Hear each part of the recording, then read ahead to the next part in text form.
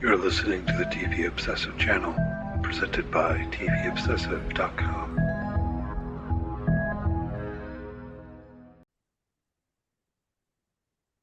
Hello and welcome back to episode 35 of the TV Obsessive podcast. I'm Ryan Kirksey, writer and contributor for TVObsessive.com, and as always, joined by Cameron Crane, executive editor for the site True Detective Talk Today. Do you have any oranges to keep you tied over till then? One just rolled out from under the bed for no reason. I don't know what that's all about.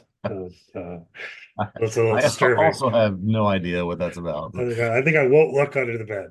That's why. Yeah, we An got some of orange. that. We got some of that coming up a little bit later. How's it going today? What's going on? It's going pretty well. Just said we're gonna dig in on True Detective Night Country Part 4, the latter part of the pod. First, we'll hit on some recent news items and talk about what we're watching and things like that. We're putting these out on Sunday night, right after True Detective airs. Um, Cards on the table. I'm just going to say for today, we are recording on Friday. I just read before we got on the air that Carl Weathers died, and let's start there. Yeah, we should start there. Just came across our feeds, as it were, about an hour or so ago.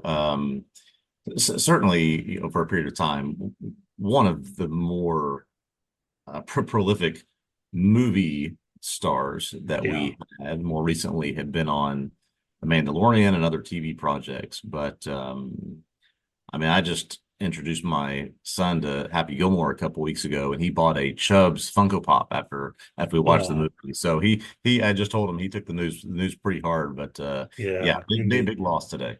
I mean, he's great in that, and he took this comedic turn largely with TV work.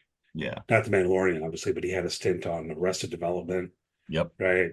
And I don't know if Happy Gilmore was the first time when he kind of showed up in that way, because of course back in the day he was Apollo Creed, he was in Predator.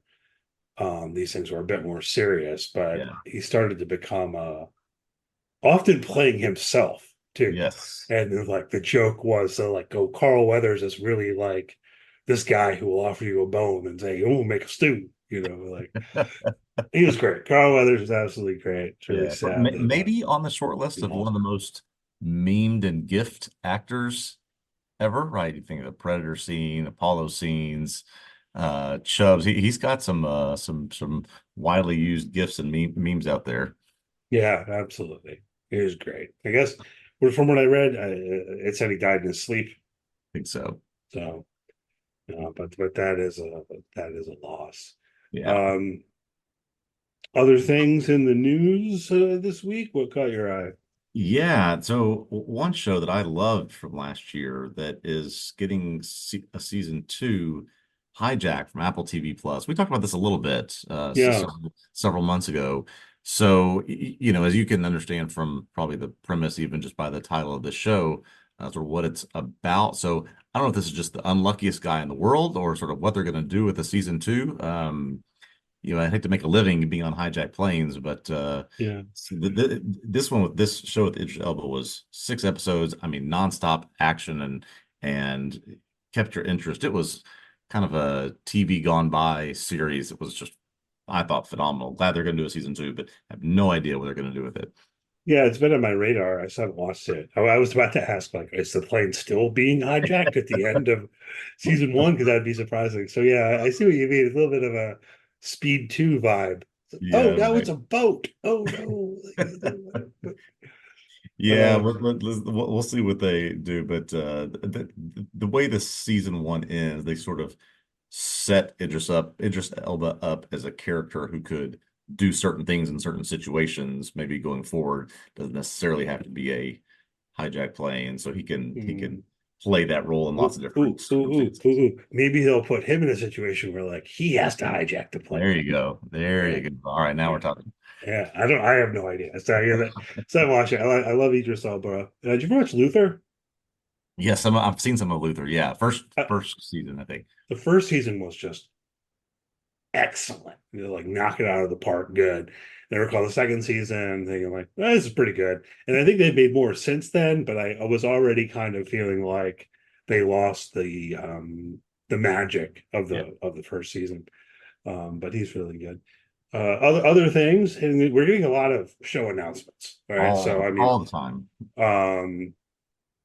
be aware, those who are listening. I'm going to mention a couple of things. We'll talk about them, and they probably won't be on the air for another year or two. All right. If we're lucky. But a couple of things that seemed really exciting to me personally. HBO apparently is going to adapt Gillian Flynn's novel Dark Places. We were talking about this a little bit before we signed on. You said you've seen Gone Girl. Do you enjoy Gone Girl? I did enjoy Gone Girl. I mean, this was obviously about 10 years ago. This was the global phenomenon, this book, and then the Ben Affleck Rosamund Pike movie. Did enjoy that movie quite a bit. I have not seen Sharp Objects. I'm looking at her sort of history here, Gillian Flynn's history here. There's not much left after Dark Places to adapt. Apparently, she's got something in the works, but I've heard great things about Sharp Objects. It's definitely on my list. So yeah, I mean, HBO found success with that one. They're surely going to pick up with whatever they can that's left. And it seems like the one book that has not been adapted yet. Yeah, Sharp Objects, quite good. You know, I did watch it as it aired. I haven't revisited it, but it's one of those things that I do think about potentially revisiting at some point. Watching it in real time, the way that it ended, I had some minor quibbles about it I wasn't so sure about, but I did. But that makes me wonder if I did take the time and rewatch it, maybe I'd come around on that. That certainly happened to me before with, say, The Sopranos, for example. Yeah. Infamous ending of a show with that one. But yeah, looking forward to that. Again, nowhere near a release date. This is like hey, we're going to start producing the show, and you know, actually sometimes those things don't even happen, but I'm Yeah. fairly confident given that it's HBO, they have the history with Gillian Flynn, and yeah. I think that was going to happen. Same I with think for some people, it just becomes we're going to acquire the rights to this so that no one else can do it. We have it when we're ready for it. We don't want anyone else taking over this project. yeah, but yeah, it does kind of seem like Gillian Flynn, we're gonna, you're gonna adapt all her work. Exactly. Like it's sort of feel like that. So I'm fairly confident. Another one, so this is also a book adaptation. Apparently the working title at least is Death by Lightning. Yeah. This seems a little bit further along. You've got the Game of Thrones creators attached. Benioff and Weiss are attached. I don't know how I feel about that, but I am all on board for the fact that it's also supposed to star Matthew Fadden and Michael Shannon. Particularly the latter for me gets me excited. What do you think? Yeah, so this is interesting. I guess Netflix has got Benioff and Weiss as sort of a multi-show deal of sorts. We've talked about how next month we will have Three Body Problem from these same Mhm. two will debut towards the end of the month. But boy, if you had given me 1,000 guesses as to what they would do next, I don't know that I would have come up with this story about the assassination of James Garfield. I just yeah, sure, the people in it sound great, but I have no idea how you're going to do something like that. I'm intrigued. Yeah. I'm not enough of history buff. Oh, I don't like that word. But anyway, I know a little bit about what happened to James Garfield. I don't actually know the details, so I am interested also on the historical front. My surface level understanding is that um, the guy who, well, ultimately killed him was like had been a fan or supporter or whatever, and so I don't know. I've seen some people saying that the book is quite good. I don't have it at the ready. The title of the book is a little bit different, but I'm sure people could find that easily enough. Um, so I don't know. I'm excited about this. I think it was smart to, and again, we have no idea how long it will be before we see this, but smart to get Matthew McFadden in this show. I mean, I think there's a group of people that anything Tom Wamsgam is in for the future, they will watch it. Like he just developed that much Yeah, of a following. So this was a smart move, I think. yeah, and I can see that again. I'll say it whenever it comes up. I guess not personally really a Succession fan. I know a lot of people are. Michael Shannon, though, oh, come on, man. Yeah. Like, I haven't, he did something relatively recently on like Showtime that the topic didn't really pique my interest, but I still thought about watching it because Michael Shannon was in it. This was, I think it was a show about Waco or something. You know what I'm talking about? Oh, was he David Koresh? Probably the Waco I biopic. don't know if he was David Koresh. I should look that up again because Michael Shannon, I've always felt like he was great in everything I've seen him in. For me, Boardwalk Empire is kind of the standout, but Oh, yes, yes. Love that. Yeah, so Michael Shannon, yeah, he was in a Waco miniseries. Yes, it looks like it was on. on Showtime. No, I'm not seeing on Paramount Network, Showtime. Yeah, Yeah. I half knew what I was talking he about. was Gary Nessner, I guess apparently one of the FBI men. Yeah, he didn't really seem like a David Koresh type to me. He's much more, I mean, the G-Man, yeah, Yeah, right. like in Boardwalk Empire, which was fantastic. Exactly. Now I kind of want to go Exactly. watch Boardwalk Empire again. Follow up on something from last week. We talked about the quote unquote George Carlin quote unquote AI generated quote unquote comedy special. Um, and yeah, so lawsuit from Kelly Carlin. They filed it. They pulled the video of the special, and then their first response was, actually, a human being wrote that. What do you think about that? I I'm not at a loss for words for many things, but we went through this whole thing last week about the response from the daughter, how obscene and insulted they were by this, and how they would take this content, and then to come back and say that it, you put this out there that you use this technology to create something new using something so precious and something so just revered in terms of George Carlin. Now you're saying that I just it's like, what are we doing now? I mean, It's so bizarre. It's so bizarre. So I mean, I'll get in there first of all. Um, the lawsuit is proceeding along the yes, lines yes, of name and likeness rights and all of that kind of thing. Um, Personally, I'm weirdly almost disappointed because I was hoping for a court case that would have to decide something about AI, you yep. know. Um, I guess we're not getting it there, but it is odd that they're like, so the whole idea of it being AI was just a PR stunt. That's what we're Yeah, saying. why? See, I guess it was. Why say that? I mean, you want people to come subscribe to your YouTube channel. I guess that was the reason to say it that way. I guess, or they're lying, and that they really Yeah, did use AI to do yeah. it. I mean, I That guess that's that is, possible. if there's a lawsuit, that very well could be the case. Yeah. Maybe it'll come out. I don't know. But very weird. I guess if nothing else, I got the video pulled, and I'm happy about that. Yeah, And exactly. we'll Exactly. It has been pulled down. we'll see what happens with the lawsuit. Certainly, I'll try to keep an eye on it, but of course, court cases can take quite a long time to resolve. Oh It might yeah. be like 2 years from now, and we finally find out what the ultimate result We is. finally learned if it was a AI or not. Well, don't hold your Yeah. breath on that. One thing we have found out this week, we haven't talked much Suits on this podcast. We hit on it. The We talked streaming about how everyone was phenomenon. watching Suits Yeah, the this streaming summer. phenomenon of 2023. So apparently in 2023, 57.7 billion minutes of Suits was streamed, by far the highest number of any show for any year that the Nielsen data has been public. And so, to no one's surprise, there's a Suits spinoff, Suits LA. It is coming.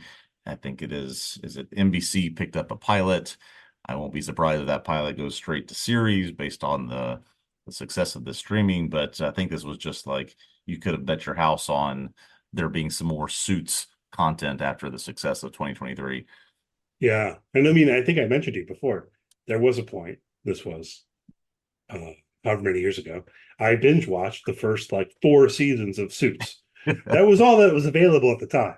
Yeah, So I could relate to how it is that people are like, I'm gonna binge Suits because it's like it's very, very bingeable show.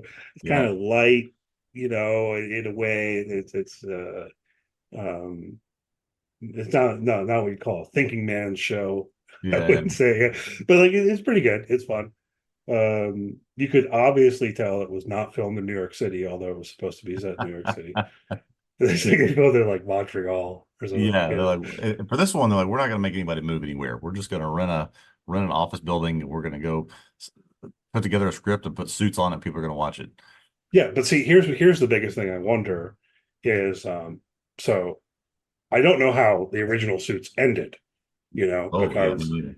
although I binged through those 4 seasons, that was all that was available, and for me, it wasn't the kind of show where I was like really on the edge of my seat for more to come out. I mean, it was airing when I Yeah, when I did this, so it wasn't like, oh, here's season 5, I'm going to watch it right away. It just kind of, I wasn't even paying attention and never got back to it.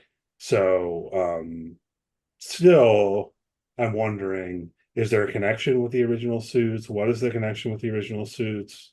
yeah. This Um, link that we have from Hollywood Reporter says that it centers on someone who is reinventing himself after moving to LA. I don't see, at least firsthand, a connection between the last show, although Patrick Adams was interviewed and said he's ready to go. If I got the phone call, I'm ready to suit up again, he says. there So you go. there would likely be a connection at some point, if not in the pilot.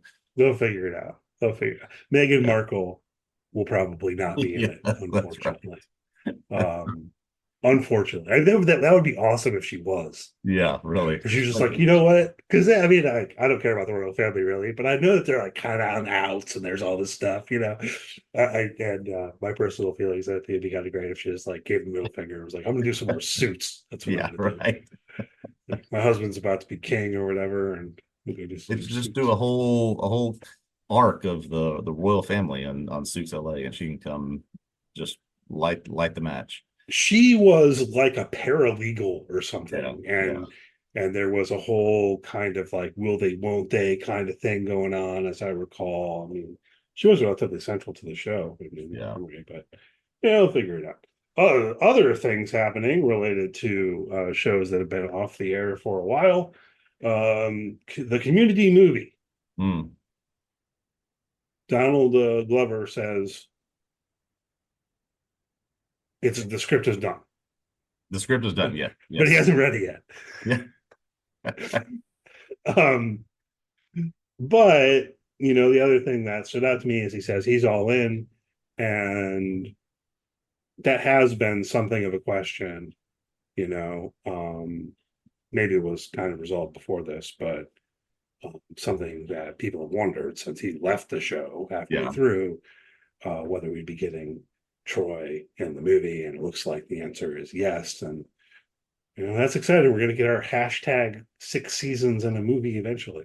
Yeah, and I think that if I've read the tea leaves correctly and followed this for a little bit of time, all non-Chevy Chase participants are ready to do this. They've at least verbally committed to, hey, we'll get this thing going in. Even Ken Jeong has said he's in. Ken Jeong has said that Joel McHale has nothing going on. He's available at the time.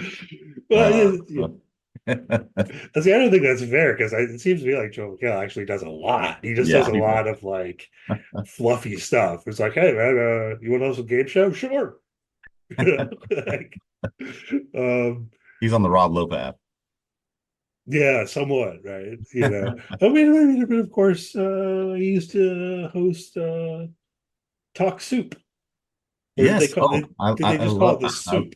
I What did they loved call it? yeah, I love Talk Soup, and then they made it the soup. Yeah, that was a man, we need more of that, more of that. Of course, it's not really possible anymore when everyone's seen every video 20 times by the time the show airs at Yeah, this point. But it used to looking be fun to watch though, and also, do you ever used to watch on VH1 that show Best Week Ever? yes. Oh I yes. enjoyed that at the time too.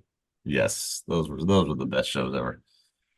Oh, okay. What else we got going on? That's a lot of news, anything you're watching different from what we've been talking about in previous weeks? I did finally get around to watching the first episode of Mrs. Davis. Oh, good. Okay, I'm curious to know what you thought. I thought it was very good, Yep. and I don't know why I didn't watch it sooner, other than that I didn't have Peacock. But the NFL tricked me into signing up for Oh, Peacock. So I thought, well, wait, I've got Peacock, so I can watch Mrs. Davis. You yeah. know, They got you. They uh, got you for one more month at least.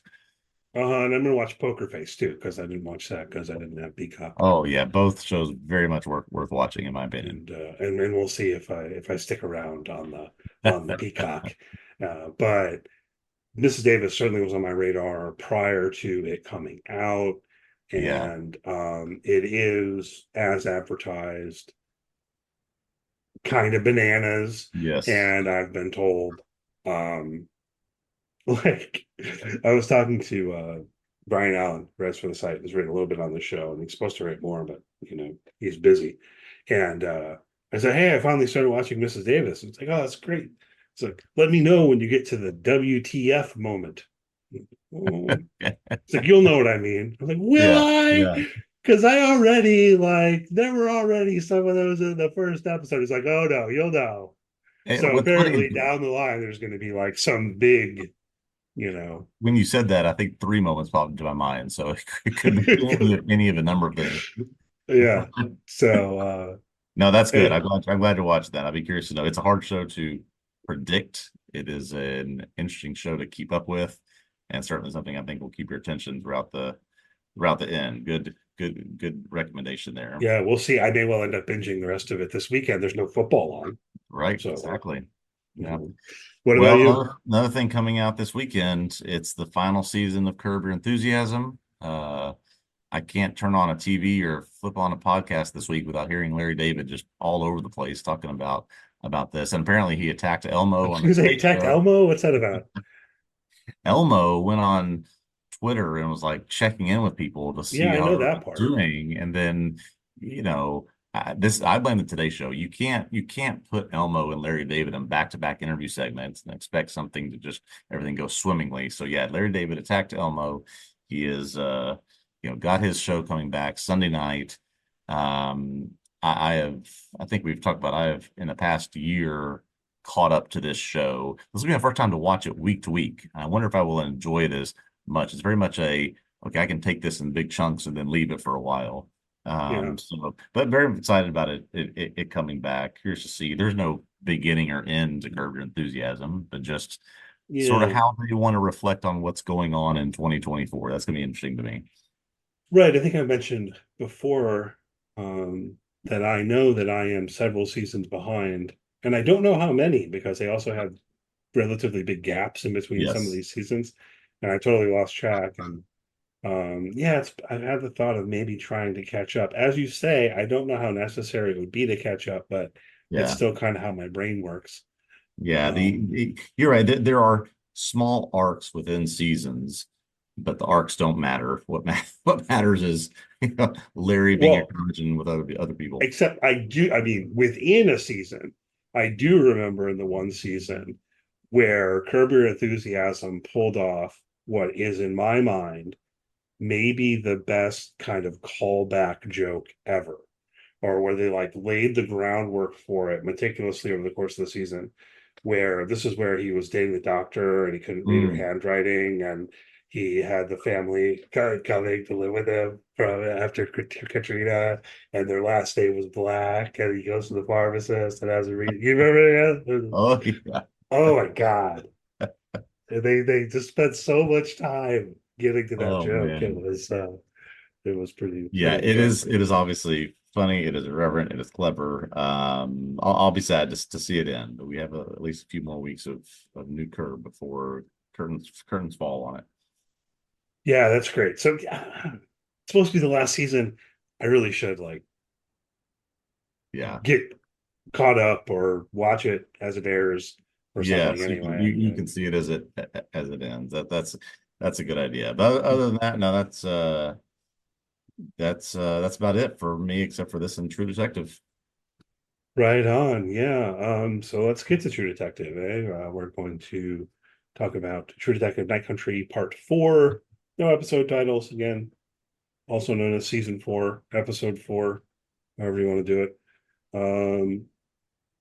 With spoilers. So after a brief musical interlude, we're going to dig in. Be aware that everything's on the table through this fourth episode of Season 4 of True Detective, potentially including things from previous seasons, although probably not a ton. And yeah, see you on the other side.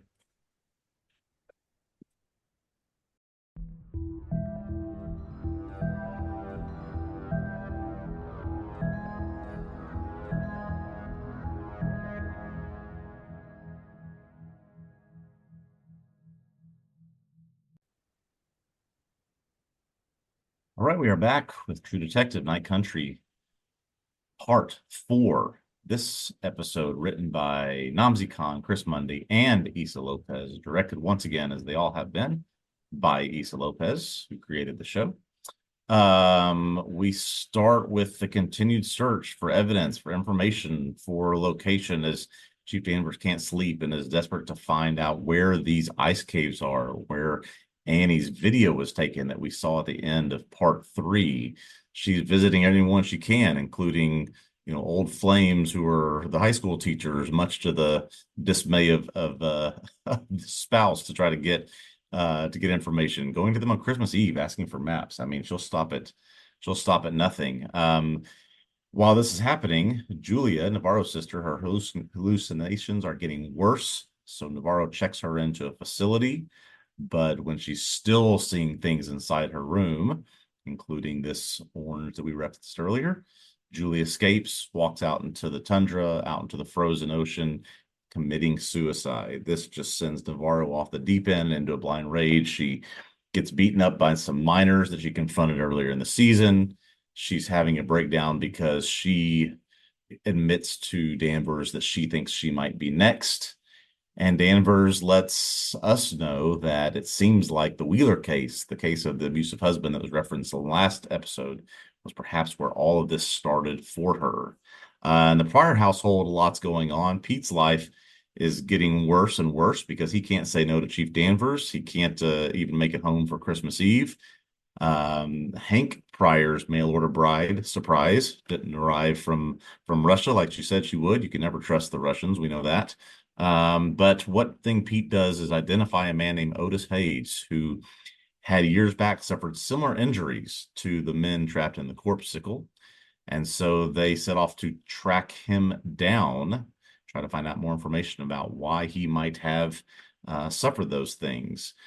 As we see some daytime start to emerge, Navarro and Danvers get a lead about a man fitting Raymond Clark's description in the pink parka that we saw in episode 1. They search for him in the trenches outside of Ennis. While in those trenches, Navarro's hallucinations continue to get worse. And Danvers finds Otis Hayes, who tells them they're all in the night country now. Very dense, sort of thick pieces of plot in this episode. I don't know they're necessarily closer to finding out the solving or figuring out what the mystery is. We're in the night country, right? Yeah, it's the night country. All we know now is that we are in night country. Everybody's lives in Ennis are awful and they're getting worse. And we have one more name to add to the list of things that are just making this a very mysterious, very unnerving season. So what's a good place to start here? Well, I don't know. There's kind of a lot. Do we start at the end? Do we start? I don't know. What about that? I mean, maybe we start with the night country. I don't. How did this land for you in terms of? It's an instance where you have a bit of dialogue where, like, the name of the show or movie is in the dialogue. Yeah, well, I don't remember in seasons 1 through 3, McConaughey or Michele ever saying, "We are true detectives." Come out with True Detective. Yeah. So that's not my favorite thing when that happens. I have to combine that with the fact that I don't think we'd heard of this Otis character until about 15 minutes into this episode. So to have him be sort of this central figure that provides this, or what's going on here at the end of this, I guess that, I can't complain too much about that, but I'm very curious to see what that means. There's clearly a sort of a double entendre here between the night country where there is no day and what his message of what night country means. But yeah, open to interpretation of what that is. Yeah, I guess. I mean, it is interesting. I'm pretty okay with it. They discover this guy Otis, and we should probably emphasize almost how, right? Because Danvers had asked Pete to look for anyone who had similar injuries to the Yeah. guys in the corpsicle, and this is who he came up with.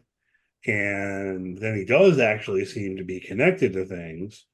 Um, what happened to him? How did he get those injuries? Yeah.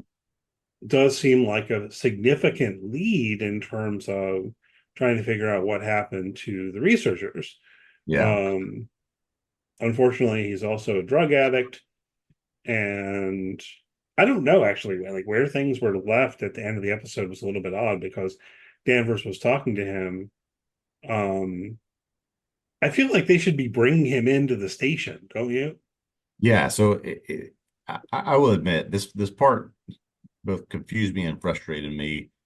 When I'm really diving deep in sort of a whodunit show, to have someone introduced two-thirds of the way through that has had no bearing or reference to what's happened so far is sometimes frustrating. I understand the methods by which this person is brought in, but now he's just at the place that they decide to go look for Raymond Clark, and so that part of confused me as to why that's the case. And then yeah, so she confronts Danvers confronts him. He says, either he is has absorbed some kind of something with the rest of these people have in the town, or he is high on drugs and talks about being in the night country. But then it seems like she leaves him to go find Navarro. Navarro is seeing ghosts and she's looks scared out of her mind. And so yeah, it's sort of this ominous ending that has no real answers to it.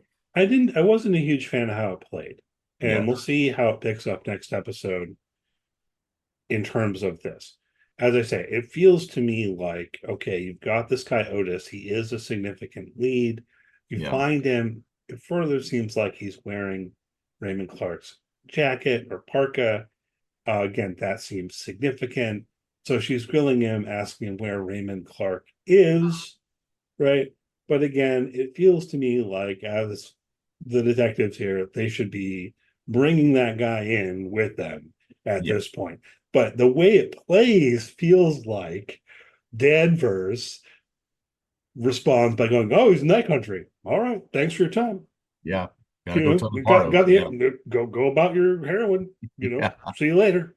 And I just I don't know, maybe that's What, not right. Like maybe she cuffed him and left him somewhere and went to look for Navarro, and they are going to take him right. in at the beginning of the next episode. But it kind One of felt a little bit like she was satisfied with the answer that he is well, in one the of the night things that country.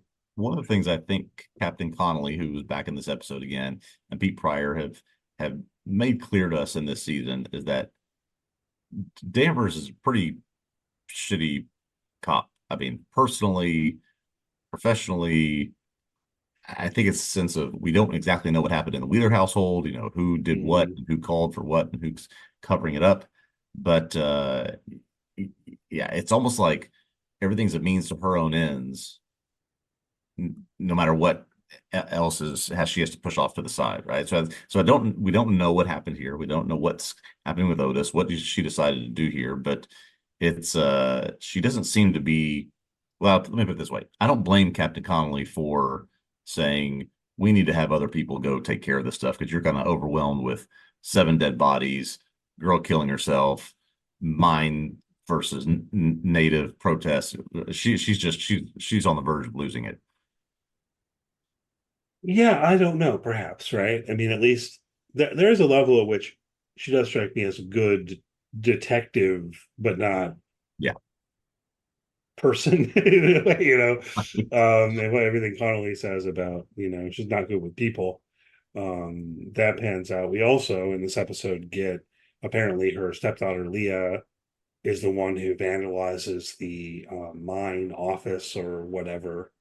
Um, and she tells Kate, no, you're not allowed to press charges. Yeah.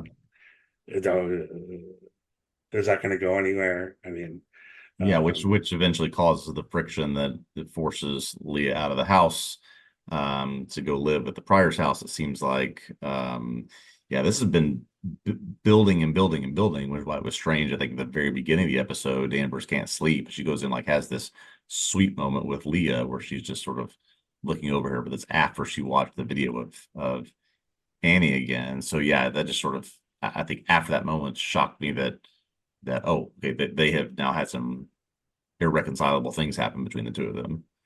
yeah, and I wonder where that's going, if anywhere.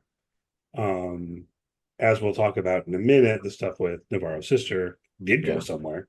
So maybe the stuff with Leah also will go somewhere. That I mean, to be clear, I mean somewhere that like ties into the mystery or what have you. If not, if it's just there in terms of the interpersonal dynamics of these people's lives in the Yeah. story, that's fine, right?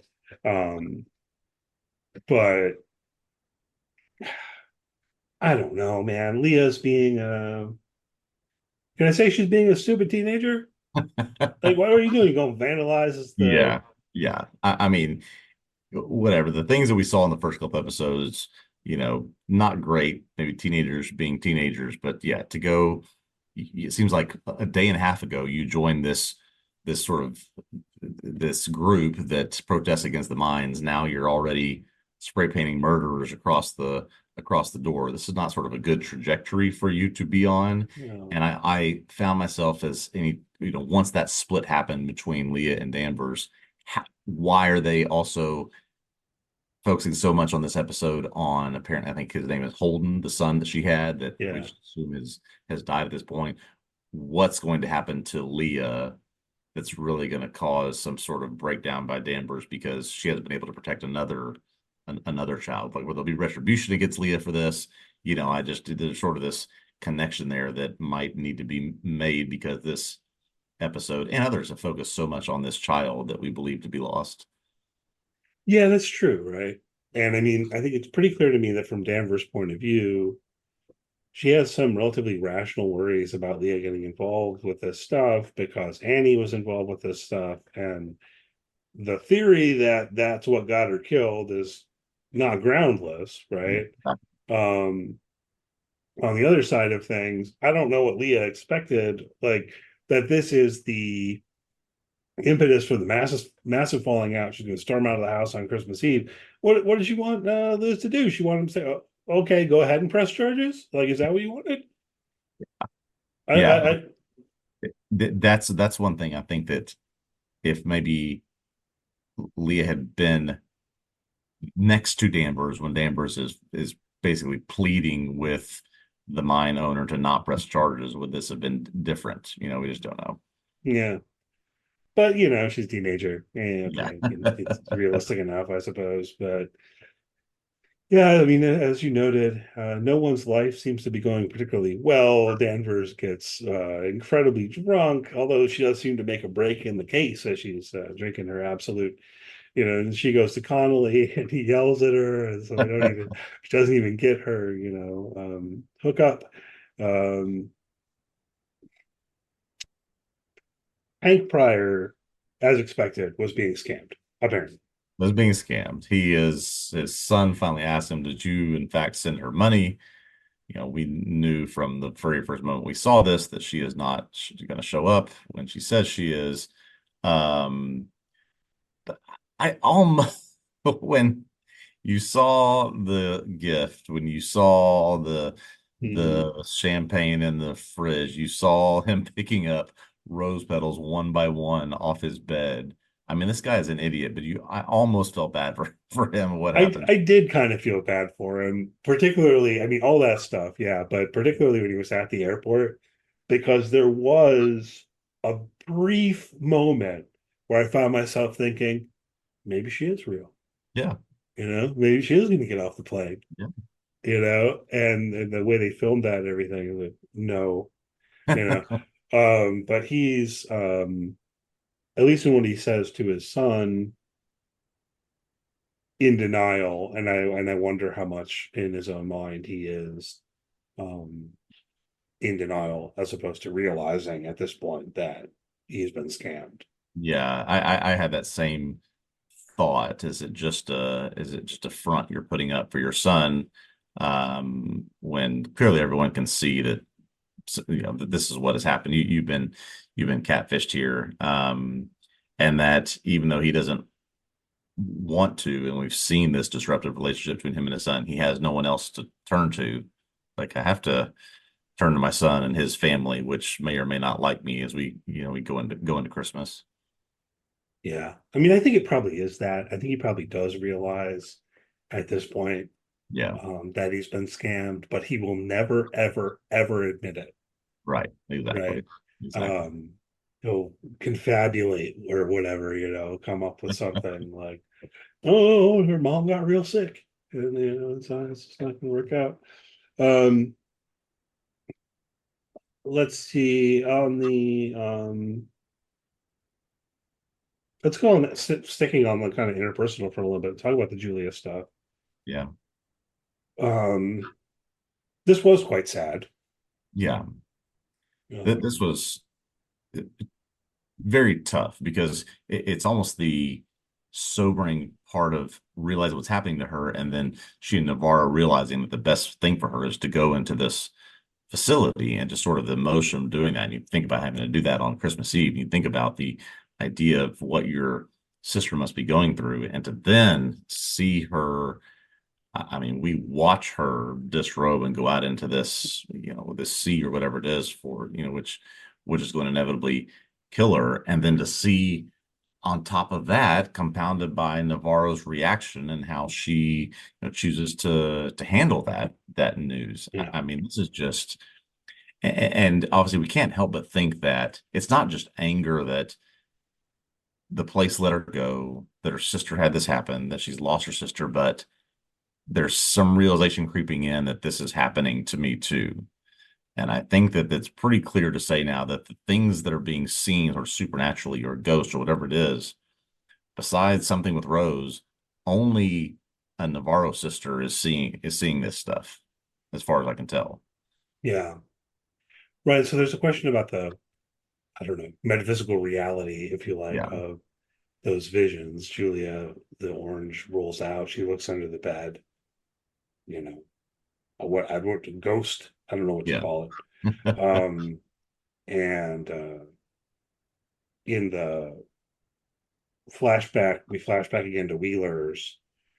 It was kind of interesting there how Danvers was saying, "You saw something," and Navarro saying, "No, I didn't," and she calls her a liar. Then when we see in the flashback, I guess what we see is her seeing something, right? Yeah. I read that. And I think that if I'm remembering the timeline of this, that the Wheeler case is before the Annie murder, slightly before the Annie murder.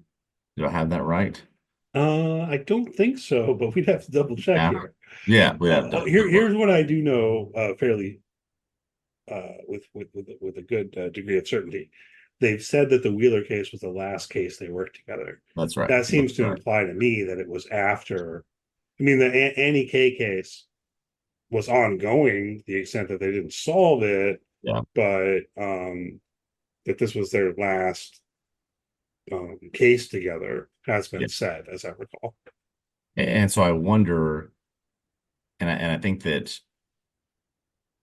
I don't know if they're trying to lead us to believe that at the Wheeler house, that's the first time that she sees something, but what she's going through, even Danvers tells me, can be traced all the way back to that.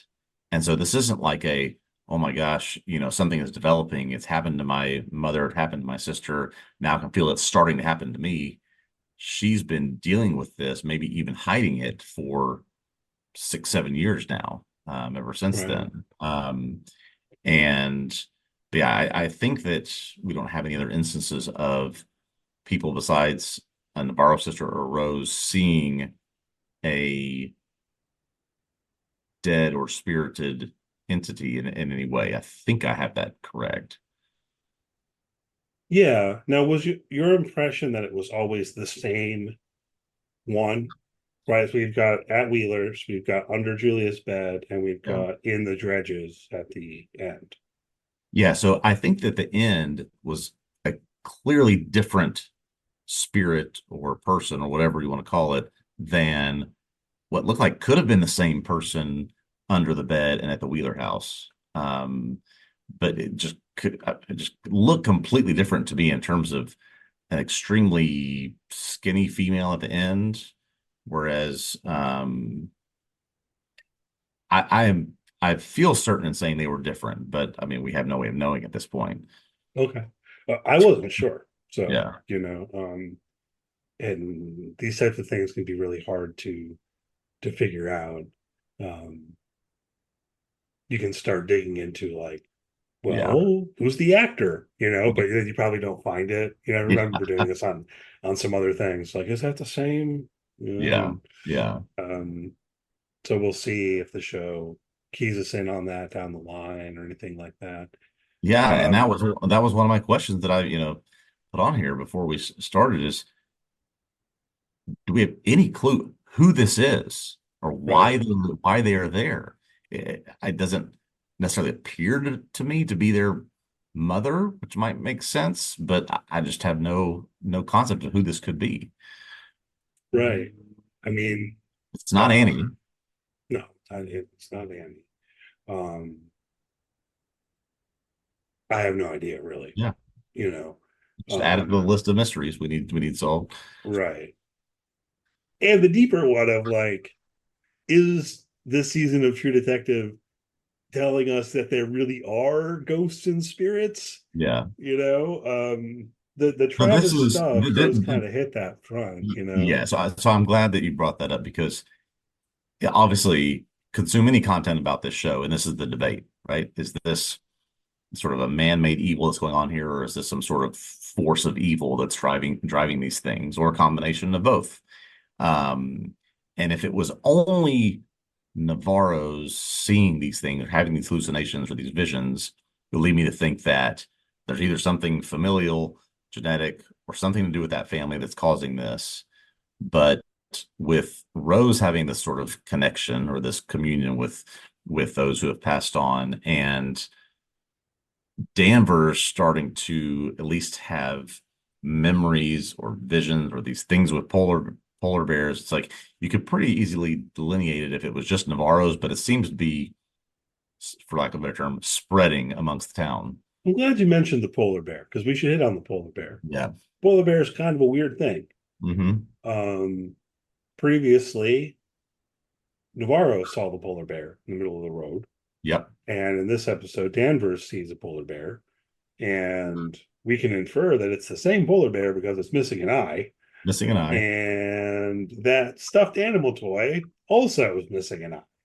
The Yes. one that in this episode Danvers throws out into the yard, which Yeah. I don't know what you're doing. It doesn't make it go away. Nope. No. It's littered in your yard. Um, but yeah, there's a big question I think about that polar bear. Yeah, and it's clearly attached to this young boy, Holden, and what he carried around as his toy all the time. Um, I anticipate this will come up, will be answered at some point in these next two episodes. What happened with Danvers, whether it was husband or partner, with Holden, what caused her or what caused sort of their death, we can only presume. And then, so was a polar bear involved in that? Is what they're seeing real? Is this something that sort of this connects this trauma that the two of them have? I just, it's hard to guess right now. Yeah. I do infer that they haven't talked about it Yeah. because Navarro finds the stuffed toy and she saw the polar bear on the road, right? So she has to be thinking about that as she's asking about it being Holden's toy. Yeah. But that doesn't get pushed any further than that. Lots of questions. So I'm piecing some things together. Part of what I wanted to do. You mentioned Otis, like he's kind of shoehorned in here, or Mhm. he's newly introduced. It would seem that he mapped the caves where Annie was in the video. I think, Yeah, that's presuming that is indeed where she was. yeah, that's the inference from the geology teacher or whoever he is that they go see on Christmas Eve. Now I feel bad for not learning his name. Yeah. Geology teacher guy whose wife clearly knows that he cheated on her. I still contend that a high school in the small town of Ennis, Alaska, is not going to have a geology teacher, but it's neither here nor there. Let's Oh keep. no, I mean, everyone has to take like earth science, I guess that's true. Yeah, maybe he's right? general science teacher. Yeah, you'd have to expect though that he would be like the science teacher, Yeah, not yeah, specifically. I only teach geology. yeah, Um, so in the ice cave on the video, it seems like there's whale teeth, I guess. Um, at first I think, hey, there aren't any caves around here, but geology teacher guys, oh no, yeah, there is, and yeah. okay, Otis mapped them, so we'll see where that goes. And then there's this bit where Danvers believes that the power went out in both videos that she's watching, this kind of flash or what have you, and so they're at least theorizing that there was some power in the ice cave, which is Mhm. kind of weird. And I think they at least hypothesize that this other guy, Oliver, provided the generator. Of course, although Danvers makes Navarro and Pete go to Oliver's place on Christmas Eve, he is gone in the wind. But he did take the time to draw some spirals before he Yeah, before he took off. and leave a rock or something that had spirals carved into it as well.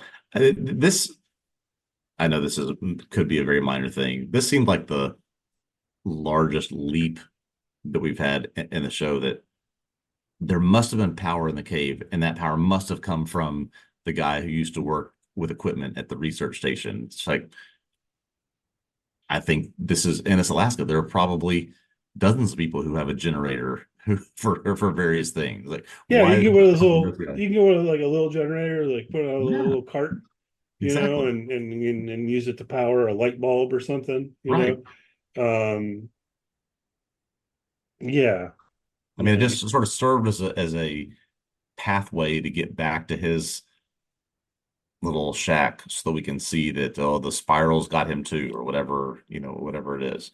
yeah. I mean, I guess it hasn't been definitively established, but they do jump to that conclusion, and it seems to be panning out. Yeah, yeah. Um, he's what's going on with the spirals? Um, Are I we want to gonna, talk. are we going to get any? We're not going to get any resolution about anything to do with spirals. That's clear at this point, right? You think they're just there for the vibes? They're just there for the Uh, fans to connect back. They're not going to actually explain anything about what it means. You can't ruin the mystery if you want more spirals and more True Detective seasons. It just has to be the point that connects each path along these seasons, I think. yeah, we'll see. Ooh, maybe there's a connection here with the last thing. I think it's the last thing I want to talk about, which is Twist and Shout. We Okay. noted, right? So in the previous episode, Wheeler was whistling, and apparently he was whistling Twist and Shout, which we did not catch, Yeah. but we should hit that point. Yes. Um, and then further in this episode, the end credits are a slowed down cover version of Twist and Shout. So the show is very clearly telling us that this song is important. Yeah. Yeah. Any thoughts on how? I I can't think of sort of an immediate way, and I'm just sort of glancing at lyrics as we talk, an immediate way that this song would lend itself to any part of this mystery. Um, I mean, it's sort of permeated every piece of culture and has been around for 70 years almost. I don't see the Yeah, connection, but I may just being obtuse about something or missing something. Or I is have a it couple of thoughts. A couple of okay? thoughts. I'm all ears because I don't know. These aren't even like theories. Okay, there's like a couple of thoughts. We go back to the Ferris Bueller scene. Yep. I happened to just go ahead and rewatch that scene. And one thing that's pretty clear about that scene in Ferris Bueller is that the song Twist and Shout is presented as infectious. Okay. People can't help but get into it, right? Ferris is doing his thing in the parade. Construction workers over there start dancing along. Mm. Ferris's dad, who's at work, hears it from the window. He starts dancing in his office. I don't know. Maybe that's So something. you're talking sort of earworm permeates us, infects us, much like one of the major theories of the season is that whatever's happening in the mine is combining with what's happening at Salal to sort of affect the people in this town. Yeah, maybe this is some kind of connection, you Yeah, know. yeah, yeah. Um, I can see that. it's I don't know, more of like a resonance or something than a theory. And the other thing I just got to thinking about is we went from the spiral to Twist and Shout as well. The spiral sort of twisty, and you shout because you're Yeah. Yeah, because you saw a ghost. we get the Lund shout, right? That's happened a couple of times now. Um, Lund had the spiral on his forehead. I just as we get through now 4 of 6 parts, my mind automatically goes to what will they tell us and what will they not tell us? Like Yeah, what boxes will be opened and what will be left, in J.J. Abrams style, what will be left open to interpretation? How does the mystery work? Um, there are certain things like the spiral and like this song that I think we may get some exposition of, yeah, the song was playing when Danvers got in a wreck when her spouse and son were killed, right? yeah, Um, but that doesn't explain why it's on repeat at the Slaw station, why Wheeler's whistling it. I think there are a couple things like that that may just be left up to. This is just sort of a mysterious. I just like to leave you think something to think about. yeah, or right, or like we land on a question. Yeah. Do you believe that the Beatles tapped into a deep and ancient evil Yeah. that or it's all coincidence, Yeah. but most likely, Parents in the 60s certainly think so. Yes, the Beatles were evil. indeed, Yeah, it's all rock and roll's fault. that's right. Clearly, it's obvious if you've been paying attention. Um, so yeah, but it's definitely worth noting, Yeah. particularly the whistling thing. I was a little upset that we missed that. I didn't hear it as No, Twist and Shout. I didn't hear it either. And this is what we talked about offline. It's the disadvantage of watching this via screeners with no subtitles, no context. It's we got to do our best over here. Right, because you're saying the subtitles say it's Twist and Shout, but the screeners provided by HBO don't have subtitles or captions, which I do think is an accessibility issue and not okay. But I agree. I'll avoid going on a rant about that at the moment. I think that about covers it for this episode. Anything we missed here you want to get in before we're done? Yeah, we've really, I think, hit this one pretty hard. It is, again, not, in my opinion, gotten us closer to solving the mystery, but has provided a lot of layers of the onions of these characters, Yeah, who they are and who they might be, and what it leads to them doing as we get closer to the solving of this mystery. I mean, and also maybe worth mentioning, there was the sort of this dust up between the original creator of True Detective, so Dick yeah, Pazzolatto and Issa Lopez, where apparently he's not a fan of this. Issa yeah. Lopez is like, okay, stay in your lane. We don't care. So it's like I was gonna be fine just like to even not mention it because I don't care what he Yeah. thinks. I just whatever, man. Yeah. But it is Whatever. interesting to see. We touched on this last week. Like this is a long horror movie is what this is, right? And I think that's great. This is Issa Lopez's background. That's what she's good at. She's telling a good story. It's going to, I think, even ramp up as Navarro continues to have things happen to her. So I'm interested to see how this mystery and that element tie together. Yeah, good. Me too. And maybe let me try to wrap things up here today with that. Like, let's revisit the questions, right? Because Annie was murdered.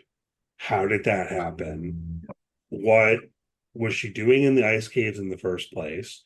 She had this relationship with Raymond Clark, which seemed like a good thing. Hmm. I mean, I don't know if it's a good thing, like, I mean, he was an evil guy. But anyway, they seem to like be in it together. They're having an affair. We haven't seen signs that there was a rift between them. Even if we're suspecting him of killing her, we haven't seen anything to indicate that he Right. would want to kill her. What was she doing in the caves? Was Raymond involved in that in some way? What happens when there is that little glitch on the video? And of course, she starts screaming and all of that, and so on and so forth. It seems pretty clear maybe she died there and then was moved to the second location. What does this have to do with her being stabbed 32 times? Yeah. We've also previously been told she was like kicked and so on and so forth. Um, how does Raymond factor into all of that? He apparently just went back to work at Slough for Yeah. 6 years and Yeah. just been hanging around, and everything's been basically fine, I guess. Um, what's the connection then with what happened at the research station? What's the connection between how those guys died who were in the corpsicle and what happened to Otis in the past, because their Yep. injuries were similar? So it seems like there's some connection there. And what happened to Oliver, I guess, is also kind of tied in here. But I think I've kind of hit Yeah. on the central mystery, which is what I wanted to do. I think you're exactly right. There's a lot left to do in probably less than 2 hours, which again, all the more reason why we'll get answers to some of those, but there are other things that will be left for our interpretation. Yeah, I mean, I feel like there has to be some answer to like Yeah. how these people died. Yeah, I There's agree. some, so wanted to hit that here as we wrap up. But okay, good. Yeah. So 2 more weeks of this. We'll be back next Sunday night to talk about part 5, True Detective Night Country. Hopefully you'll join us. Thanks always for listening. Do check out the website, TVObscast.com. You can read Ryan's doing recaps of each episode of this on there if you want to read those. And there's other stuff about True Detective, along with all sorts of other TV shows and so on. Please do support the site. Follow us on social media. Search for TV Obsessive.